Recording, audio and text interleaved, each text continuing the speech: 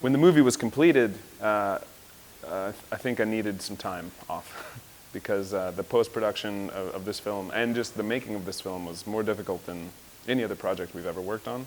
The core principles that this film's about, the kind of the through line, is definitely water and a better understanding of the hydrological processes that bring winter to us. The deeper rooted motivation for that came, I think, from when I was a younger rider. First couple years I got to meet and ride with Brian Iguchi.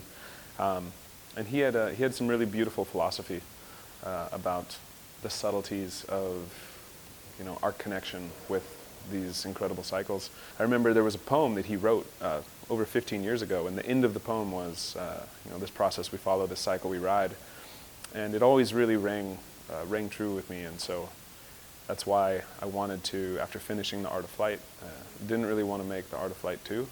Yeah, of course. The Art of Flight was kind of that's it, that's all 2, sort of. And so we felt like we were finally ready. This film was very ambitious. I think the subject matter we're trying to cover, I mean, these are processes that, you know, global weather.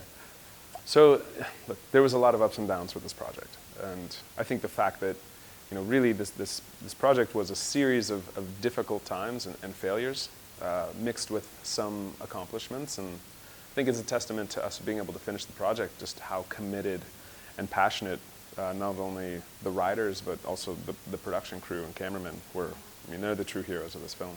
Ultimately, I had a lot of influence. It was my decision to make this about the water cycle. And we have a large production crew, but really for what we're trying to do, you know, it'd be normal to have a lot more people working on it. And so that's why, you know, I wear a director hat, I wear a producer hat. I help where I can to, you know, with the camera guys.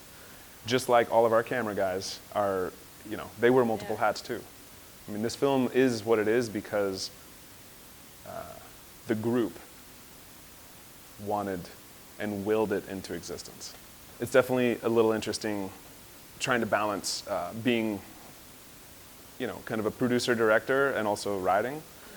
You know, really, it's the process of capturing a shot that that's what I'm passionate about as well. I'd love to snowboard with no cameras, 100%, but we also like the kind of artistic elements of going out and trying to capture, you know, a single shot in the right conditions, showcasing pristine environment and utilizing some type of specialty cameras to have a more immersive experience. The better that we can do in showcasing how, you know, fun and dynamic snowboarding is, you know, I think the more we can share with other people, something that we've gotten so much out of.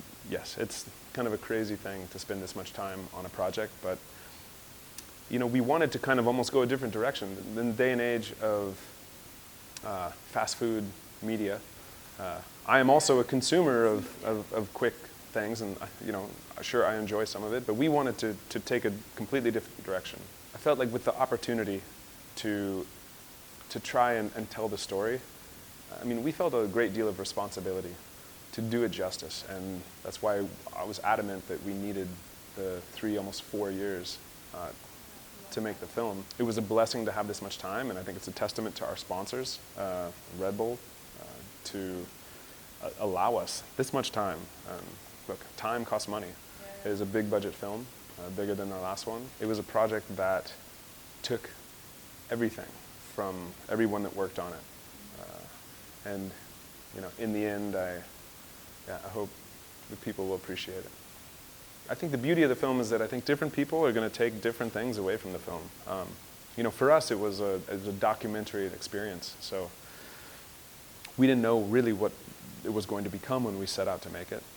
One of the reasons it's called the fourth phase is, I ended up finding some research by a guy named Dr. Gerald Pollack, a biophysicist, who wrote a book called The Fourth Phase of Water.